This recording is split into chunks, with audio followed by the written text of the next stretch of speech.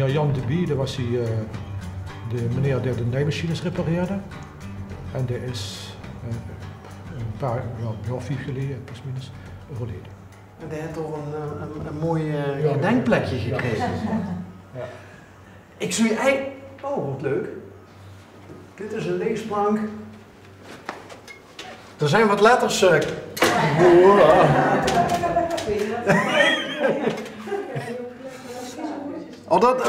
Is dat, ik heb ook zo'n plankje thuis. Is dat ook uitnodigend voor mensen die hier komen om zelf ja, hè? Dat is de bedoeling voor de dames van de naailes. Dat zijn met name oudere Eritrese dames. Dat ze in het Nederlands natuurlijk gewoon de woorden weten en leren van pakken, schaar en garen en dat soort zaken. En dan moeten ze dat op de plankje namaken. Oké. Ik ben Bas trouwens. Mirjam. Hi. Net hadden we het gehad over poot 1 onder de stichting, poot 2. Wat is poot 3? Poot 3 is het Repair Café. We hebben iedere tweede en vierde woensdag van de maand kennen mensen die wat kapotte apparaten hebben, naar hier komen. En dan zitten ook wat vrijwilligers hier en die proberen dat dan te repareren. Een platenspelertje, tosti. Meestal gaat elektronische apparaten. Ja. Vind ik ook altijd een mooie gedachte, want dat mes snijdt aan meerdere kanten. Hè. Aan de ene kant hoeft ze niks weg te gooien. Ja. Wat onze consumptiemaatschappij, hè, als iets het niet meer duurt, we gooien het direct weg en kopen iets nieuws. En aan de andere kant zien er mensen die misschien ook een beetje boete de maatschappij staan of zo. En die iets groots kunnen doen door hun expertise. Ja, ook. Ja. En het is ook laagdrempelig voor de mensen. Want ja, dat is toen scheet ik een apparaatje kapot en tegenwoordig weet ze niet meer hoe dat ze erheen moest. En dan wordt het weggegooid en dan wordt het nieuws gekocht. Ja. En hier wordt nog eens geprobeerd het te repareren. Dat is ook zoiets. Hè. Probeer nog maar eens ergens iets te laten repareren tegenwoordig. Ja. Vroeger kosten die een televisie ergens inbrengen en dan wordt hij gemaakt. Hè. Ja. Nou, probeer ze nog maar eens te vinden. Ze zijn allemaal verdwenen. Ja, dat is jammer. Als de televisie kapot is, ik heb ze nee. Ik heb ze nee, ik gooi ze weg. Sterker nog. Soms wordt dan een nieuwe gekocht voordat er kapot is. Ja. Omdat de stand van de techniek vooruit gegaan is. Ja. En ik durf het wel te vragen, daar werd ik voor betaald door Ellie. Mogen we misschien even in de tools... Zeker. Ja? Ja. Zo klein. Ja, anders loop gewoon mee. Ja. Ik wil een beetje vragen. Kijk, verzamelen, oude apparaten verzamelen voor het kistenproject. Wat is het kistenproject? Dat is dat toolsproject. Dus mensen die dat is de kist die dan nagestuurd wordt. Ja. Die terug moeten. En verzin daarvoor erg afhankelijk om voeding te krijgen vanuit de regio. En dat gebeurt ook wel, maar dit is, vind ik wel een moment om daar weer eventjes de aandacht voor te vragen. Dus wat voor Pak de praktijk... die moment, hier zitten de lu. Ja, als je tools, apparaten hebt, gereedschap hebt, dat kan elektrisch zijn, dat kan mechanisch zijn, en het stijdig in de weg, of je moet opruimen omdat je kleiner gaat wonen, whatever. Je kent dat hier naar Eckelrade komen brengen, bij de stichting wereldwijd. Veel doen er goed werk met, verkieken het nou, als er gaat randjes aan zitten, verzorgen dat alles weer goed in orde is.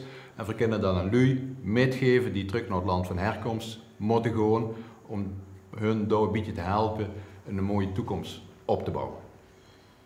Oh, die krijgt toch een standbeeld, of niet? Die man.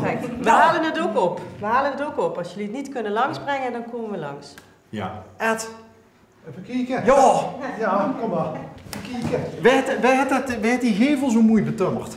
Sorry? Die gevel, boete, wij had die zo mooi betummerd. Deze? Ja.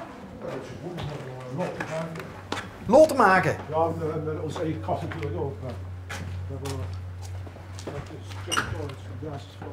Ah, kijk. Die mensen, of die instellingen hebben het mogelijk gemaakt. Ja, stel nu af. Toen zitten al mensen 10 jaar steden die al dat ding. En in dat tijd hebben we toen... Binnen.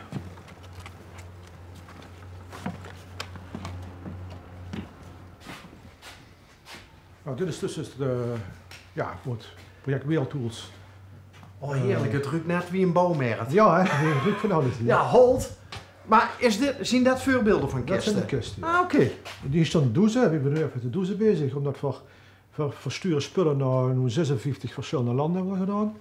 En elke transportorganisatie vraagt een bepaalde manier van vervoer. Wat een geweldige foto. Ja, dat is een hele mooie, we hebben er 3 van in het gebouw hangen. Oh, ja. Dat is door een fotograaf gemaakt, Mike Downs. En hij heeft veel in Afrika gereisd en daar hebben we ons project gehad een heel warm her toe. Dus ik van wat hier doet, dat is echt goed werk. Want, Maar is dit MSD met een die geholpen is? Nee, dit is een foto van Mike. Ja, kunnen zeggen natuurlijk. Dat is er een. Maar het had gekend. Had gekend. Het had gekend. We hebben 3 van die foto's van meneer Downs cadeau gekregen. Omdat ons voor ons werk zo waardeerde. Chic. Ja. Wauw. En dan voor hier hangen. Ja, dus, en hier zit je, dit is net vers binnengekomen. Dit wordt opgeknapt. En we kregen soms een telefoontje van Lucers mijn pap, de zalige is overleden lid. En dat was een klusjesman en hij had de hele schuur vol met spullen. Alsjeblieft, kun je mij komen dat springt geen gaande lucht, denk ik. Ja. Want dat zien dan van die scheurtjes, weet je wel, die helemaal popvol zitten. nog net een semi-professionele werkplaats is zoeken. Ja, precies. En dus we kregen voor spullen. Dat is van alles, eigenlijk van alles en nog wat. Wat hier zit is vooral het gereedschappenniveau, het elektrisch en handgereedschappen. Maar ik heb bijvoorbeeld ooit laatst een tijd terug gehad van een vroedvrouw. Ja. Die terug in Noord-Land. Ja, die vroeg dus voor vroedvrouwen spullen. Ja, die vinger niet 1, 2, 3 natuurlijk. Nee. Maar dan is het in een stoute zoon aantrekken. Hij is aan het ziekenhuis. Zien dat die? In Maastricht. Die zijn dat, ja. Dat zien die heel stout. Gewoon, ja. En dan ga je gewoon rondvragen, ook bij vroedvrouwen zelf in het ziekenhuis. En ze krijgen vaak spullen. Want de vakbroeders en vakzusters die helpen elkaar hier. Als ik zeg van, ik heb hier op spul, die wil ik kwijt. En je kunt ze even geven. Maar als ik een vakbroeder of een vakzuster dat geef, en die uit in eigen land gaat met, is dat een heel goed verhaal. Dat moet ik net zeggen, je hebt gewoon een goed verhaal. Ja. Ook. Ja. Dan is dat, zeker als ze de foto's van terugkrijgen, dan hebben ze contact met elkaar en sturen ze foto's naar elkaar op. Ja, dan steekt mijn naaimachine of mijn zuigmachine, steekt door in Zuid-Afrika. En dat is een hele prettige manier om samen te werken dan. Chicuur. Hoe lang ziet je, even de vraag aan ook allebei, hoe lang ziet je al bij de stichting? Ik 24 jaar pas geleden. En ik was 5. Oké. Ik ben een broekie. Sinds 1988 geloof ik. 89 ben ik hier begonnen. Wauw. En de stichting bestaat sinds 84? 84. Dus die best er gauw genoeg meegekomen. Nu al 15 jaar later, daarna. Maar waarom? Waarom ben je dit gaan doen? Vanwege dat goede verhaal? Of had je een boormachine? Van origine ben ik leraar geschiedenis gestudeerd. Maar dat ongeveer trok me niet zo op een gegeven moment meer. En hier vond ik meer mijn plek waar ik zeg van, dus je hebt nuttigs met in leven. En ook was het dus mede dingen kunnen ontwikkelen, kunnen ze die ideeën kwijt. En we zijn wel betaald door de overheid, maar eigen initiatief en de eigen ontwikkeling van ideeën is heel belangrijk hier. Het project Wereldtools is heel klein begonnen met een ideetje. Een heel goed ideetje. En intussen is dit ideetje is al 20 jaar verder met 600, 700 lui die voor helpen. En door het hele land kregen we aanmeldingen en animo van het project.